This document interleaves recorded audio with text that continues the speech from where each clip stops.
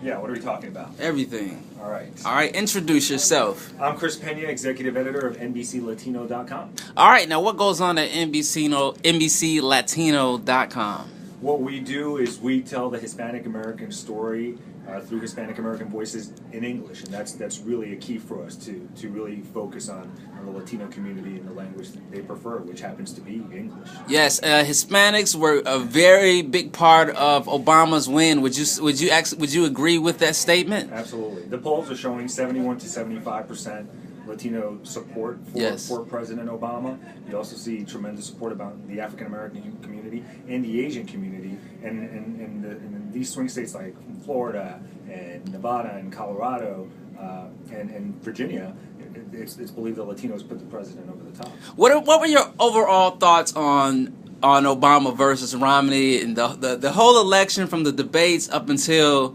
Obama actually won the thing? It was rocky. Yeah. Right? I mean, Mitt Romney has run before and unsuccessfully for the Republican Party and lost out to John McCain in 2008. And here he comes again with a monster money machine. And then we had a Citizens United ruling from the Supreme Court, which opened up these floodgates to Karl Rove for $300 million outside of traditional fundraising machine, and it was just a wild, wild west out there. And I'm glad I lived in New York because if I lived in one of these swing states, I would never turn on my TV. Yes. Did you see Karl Rove trying to explain himself on why, or just about Obama winning the election and why he spent so much money? And there's probably not another person who had more at stake. Yes. On Tuesday than Mitt Romney and President Obama, apart from Karl Rove. He had a lot of very rich people, not kind of rich people, really rich people who gave him and trusted him with $300 million, and in the end, their guy didn't win. So it's safe to say that he's going to owe a lot of favors on the back end, or something's going to happen. Well, as the president said in another context, that Karl Rove is one of these people who's going to have some explaining to do. Yes. He has to go and kind of talk to these folks and say, explain what went wrong. Yes. That's a lot of money.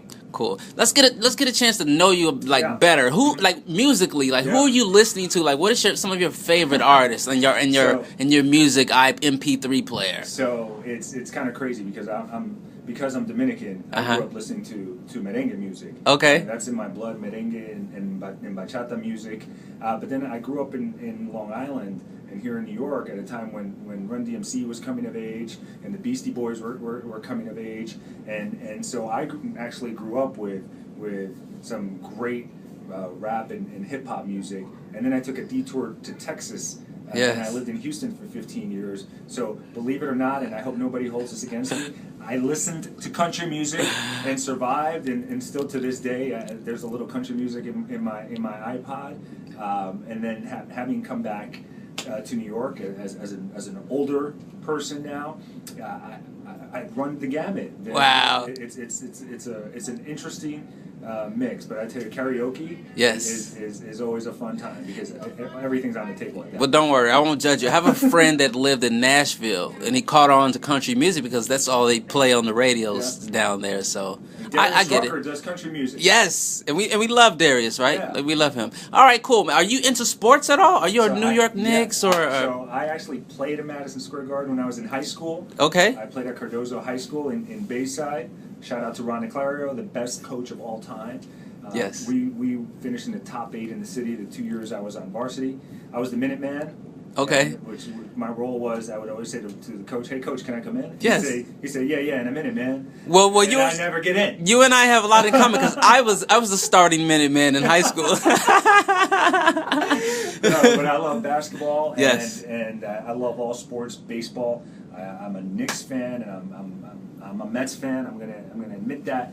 Good luck with those Knicks, man. I mean, I was looking at the team this year. They have an all-star team, but they need to get it together somehow, some way. Well, last year they had a great team too, but the shortened season didn't help, and they never quite gelled. They made a run at the end, right? Yes. I think this is our year.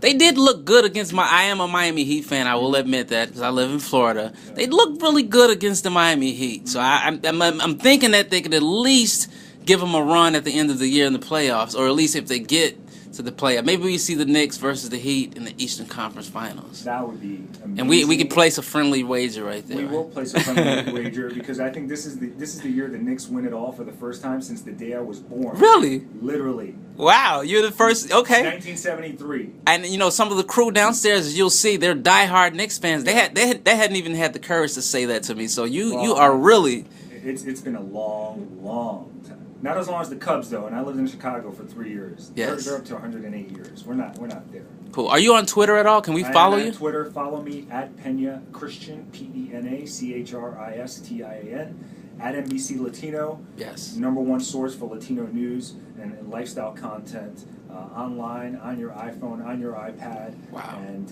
we're part of the big NBC News family. I shall follow you. All right. Take care. Thanks.